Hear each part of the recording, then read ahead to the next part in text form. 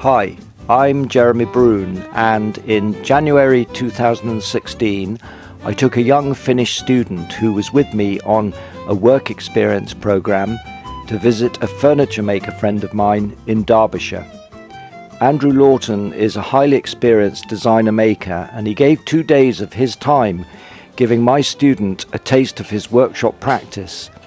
Here he is demonstrating the art of sharpening a plain iron, the traditional English way. The 1200 grit stones are normally kept in water, and then I've just squirted a little bit of extra water on to act as a lubricant. The disadvantage of these stones is that they're quite soft, and it's very easy to wear them hollow, which is useless when that happens, because it can give a curve to the blade.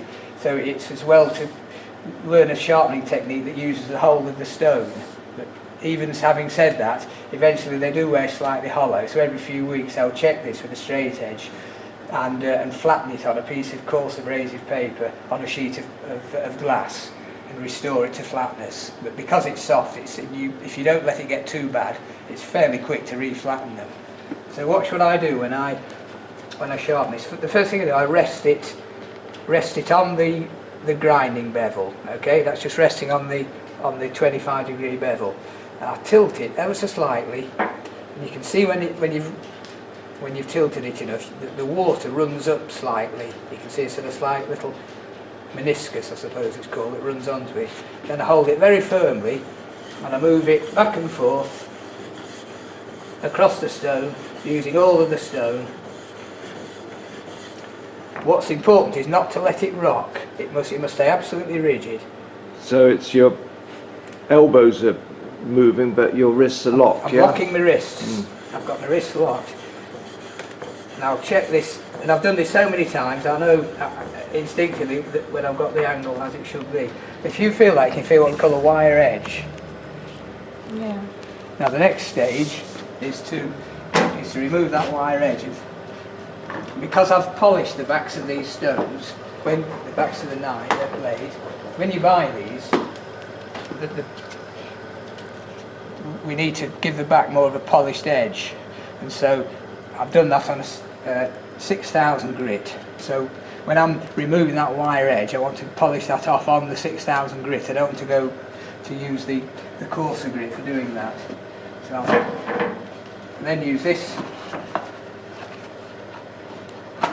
grit, which comes in its own stand. These are always left dry, and when we use these, we squirt some water on. So I'm going to lay that flat on its back and move it across.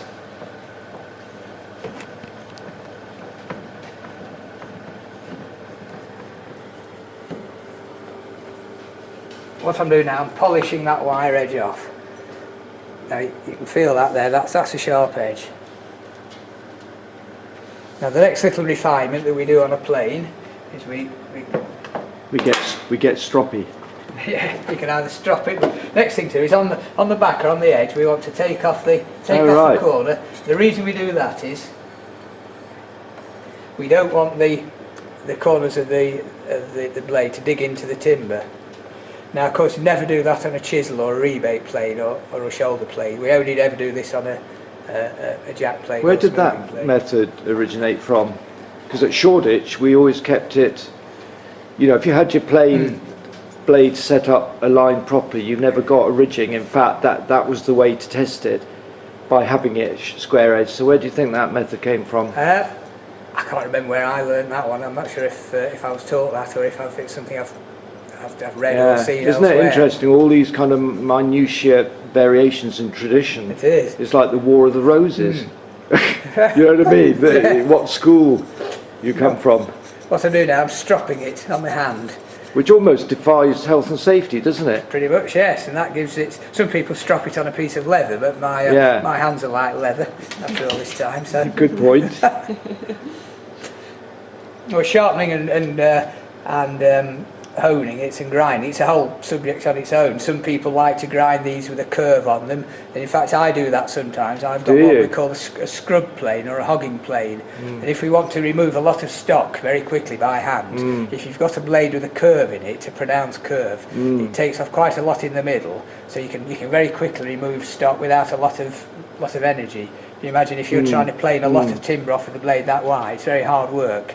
But by having a curve, you can whip across it. Well, in effect, a cabinet scraper works like that because you flex it in your fingers and it creates a slightly curved cut. Yes, a cabinet scraper is a fantastically versatile tool. Yeah. So that's, but that I would, depending on the timber and how much I'm actually playing, I would have to repeatedly sharpen throughout the day. And it sounds laborious, but because it's so inefficient trying to plane with a dull tool, it tears the timber, it's hard work, you're having to put more effort into it so it's less accurate. Frequent sharpening, even though it might sound like a chore, in the long run it's very effective. A lot of people use what they call a honing guide, which is for a lot of beginners, they find it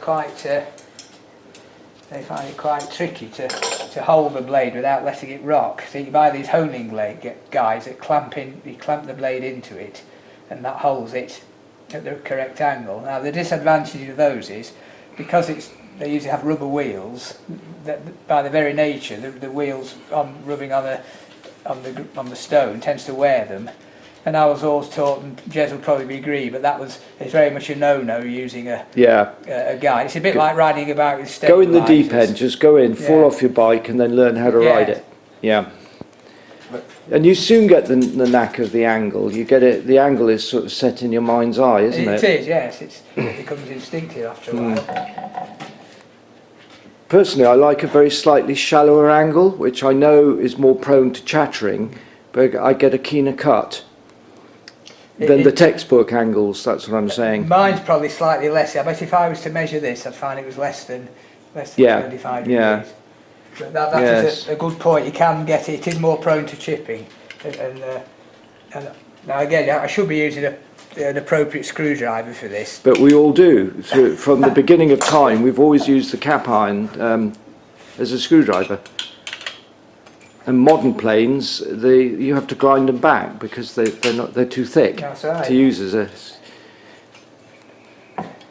So I'm going to sight this now. What I want is I only want the very minimum amount of blade projecting, and by using this adjusting lever here, I can make sure it's absolutely parallel.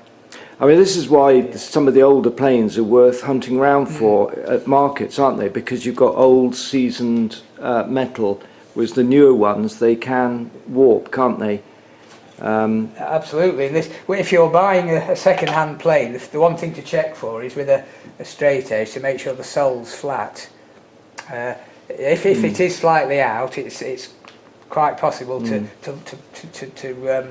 level them off. But the nearer to flatness they are, the better. Which do you use mostly, a jack or a smoothing? This is the smallest plane I generally use. I've got a bigger one. This is a jack, isn't it? It is. This is a record number 5, which is a great plane for jobs like this. For bigger work, I use a 5.5, which is a slightly bigger version of a jack plane. And for long edges, I've got what we call a jointer, number 6 jointer. Or a trying plane? Jointer or triplane. Triplane. Which I use for shooting long edges. There's those spectacles again. They're a real feature in the film. It's your signature. Remember Mouse Williams? He carved a mouse. You leave your spectacles on the work. You see how the difference? You can see how the difference sound in that. Yeah. See? Kind of zip. Now this is because there's not much projection here. I can play this safely without it chattering and vibrating.